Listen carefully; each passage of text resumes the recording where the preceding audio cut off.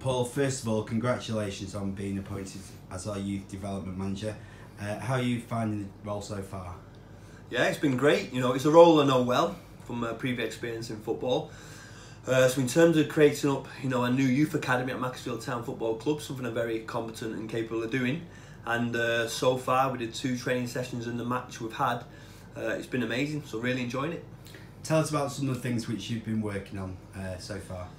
Well, yeah, it's about trying to get an academy back running at Macclesfield Town Football Club, really. We had this Centre of Excellence in the past, which I worked at for 10 years, very successfully with the people that worked on that, like Mick Holgate and all the coaching staff. And this club's not really done anything in that way for a long time. So we've set up things in the past, like the Macclesfield Football Academy down at All Hallows, which is running great and going into a year 3 now. But we really needed a proper youth development programme really at this football club, which I spoke with the chairman and the new chief exec. We put a plan together that I was going to lead it and just be left to it really and get on with it. So we've run some training sessions. We had 31 lads at the first session, we had 48 at the second session, and we had a fantastic game last night against Morecambe. So 2 training sessions and 1 match has paid dividends for Macclesfield Football Club, hopefully. And it must have been an honour for you to help take the reserve side on Tuesday afternoon. Yeah, it came a bit out of the blue, didn't it? I know Jim came to me. I don't know whether he was panicking, Jim, but he wanted the help, which I think was the best thing he did, because Jim said, what he does well is probably I can complement that. So I came in and helped him run the reserves. Probably typical Paul McGuire, really. Did everything from start to finish because I just prefer it that way. And it was great. It was great that the joint managers kind of left us to it, which was fantastic, and they observed from afar, which must be great for them to stand back and watch their first teams in action. And yeah, it was great for me to be involved. It was good working with that level of player. Really enjoyed it. I think the lads were an absolute credit, certainly the first team lads, because look, I played in reserve games when I was a footballer back in the day, and sometimes they can down tools and walk around, not be interested. But I tell you what, I've seen professional footballers, first team lads, that really put a shift in that match, and it was great to see. So I think I was really proud to be involved. I'd like to do it again in the future, and we'll see where that goes. You've obviously been in football for a lot of years. We won't say how many, but you can't have seen too many finishes to games like the one we had on Tuesday afternoon. No, I don't think I've seen that before, to be honest. Because we didn't deserve to be 3-0 down. Now Huddersfield Town, good team, Premier League lads, kept the ball well, knew what they were doing, and they went 3-0 up, didn't they? A couple of sloppy goals that we would be disappointed in. 3-0 down with 20 minutes left, and you're scratching your head thinking, not a great day. But we stuck at it. I just kept giving information to the lads, kept trying to just G them up really and encourage them, which we did.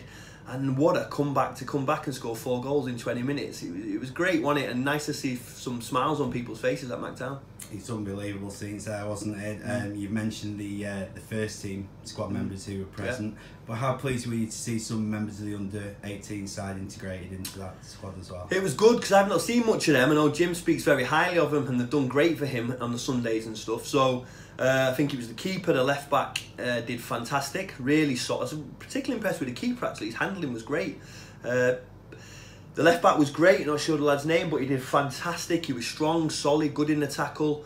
And then I was really impressed with Sam Jordan when he came on off the bench at half time. He's a lad that plays for us in the MFA at All Hallows, come through that programme, and he kind of influenced the game really well, high on the right hand side, Sam. So yeah, them 3 lads in particular for me did really good. I was really impressed. Hopefully see more of them.